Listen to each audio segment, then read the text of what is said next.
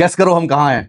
गलगोटियाज। फरवरी में एक न्यूज आई थी कि गलगोटिया यूनिवर्सिटी ने 350 करोड़ रुपए का एआई इंफ्रास्ट्रक्चर बनाया है। उस दिन से एक्चुअली में मन था इस यूनिवर्सिटी में जाने के लिए, ये चेकआउट करने के लिए कि are they telling the truth or not. Guess what I did? भाई मैं सीधा लिटरली यूनिवर्सिटी चला गया। They actually have spent that much amount.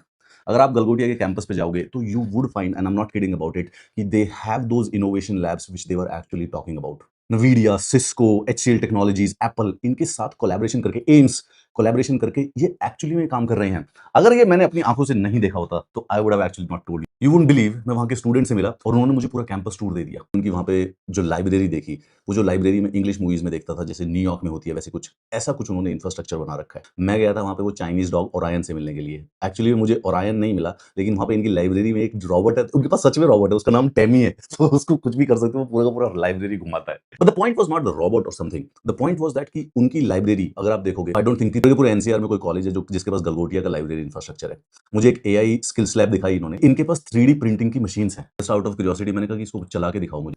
उन्होंने बोला कि सर मुझे सिर्फ 1.5 से 2 घंटे का समय दे दीजिए। दे 3D प्रिंटेड माय बस्ट। ये 2 घंटे में गलगोटिया के 3D प्रिंटर से बनवाया था मैंने। मैंने जो क्लासरूम्स देखे सारे के सारे इंटरनेशनल लेवल के थे। इंटरनेशनल लेवल का मतलब कि ऐसा नहीं कि हम जैसे टीचर खड़ा होता है और आगे 40 बच्चे क्लासरूम में बैठ जाते हैं। मतलब ना एक राउंड टेबल पे, मतलब कि वो पेडागोजी को बदलने की कोशिश कर रहे हैं, थोड़ा सा इंटरेक्टिव बनाते हैं। And technology and the laptops and the computers and the systems which they are using, I was impressed. एक लाइव क्लास चल रही थी 3D प्रिंटिंग की, मैं उसमें घुस गया। वहां पे टीचर पढ़ा रहे थे, मैंने उनको बोला, मैंने कहा sir I would really really apologize if you can actually just tell me कि आप यहाँ पे कर क्या रहे हो। एम्स इनके साथ कोऑर्डिनेट कर रहा है मेंटल हेल्थ के लिए।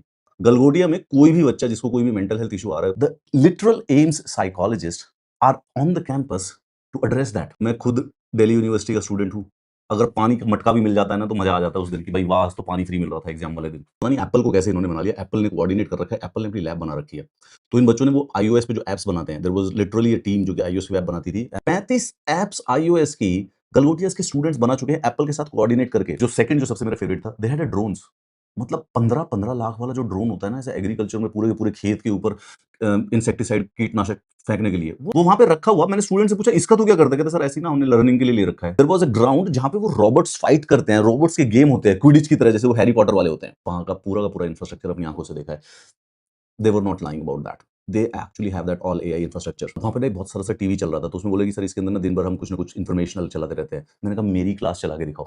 तो इंफ्रास्ट्रक्चर इनोवेशन नहीं होता है, पार्टनरशिप जो है प्रूफ ऑफ प्रोडक्ट नहीं होती है, but they have created an ecosystem. ऐसा इकोसिस्टम, ऐसा इंफ्रास्ट्रक्चर पर्सनली मैंने अभी तक, मतलब बाकी किसी और कॉलेज में नहीं देखा है। मेरा फुल प्लान हो गया कि मैं नोएडा के और गुड़गांव के और बाकी कॉलेजेस में भी अब रेगुलरली जाऊंगा। मैं देखूंगा टू सी कि हमारा यहाँ का एजुकेशन सिस्टम इस समय कर क्या रहा है। बस एक ही दुख रह गया यार, नेहा मैम नहीं मिली यार उस दिन। नहीं, मैं अभी अगले हफ्ते फिर से जाऊंगा सिर्फ नेहा मैम से मिलने और वो अपना ओरायन को ढूंढने के लिए। क्या हुआ, चाइनीज है तो अब तो हमारा ही है ना वो।